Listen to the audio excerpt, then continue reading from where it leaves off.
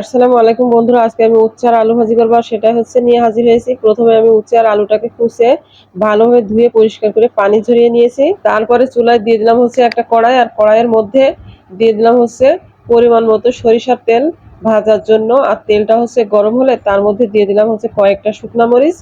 আর শুকনা মরিচটা হালকা একটু ভেজে তার মধ্যে দিয়ে দিলাম পেঁয়াজ কুচি আর হচ্ছে রসুন কুচি। বন্ধুরা, পেঁয়াজ আর রসুন হচ্ছে আমি বেশি হচ্ছে ভাজিনি, জাস্ট একটু হালকা নেড়ে নিয়েছি। তারপরে দিয়ে দিলাম হচ্ছে কুচিয়ে রাখা আলু আর হচ্ছে উচ্ছেটা। তারপরে বন্ধুরা দিয়ে দিলাম হচ্ছে স্বাদ মতো লবণ আর হচ্ছে পরিমাণ মতো হলুদের গুঁড়া। এখন হালকা একটু নেড়ে নিচ্ছি। এই পর্যায়ে আবার বন্ধুরা দিয়ে দেবো হচ্ছে গোটা জিরা আর হচ্ছে কালো জিরা।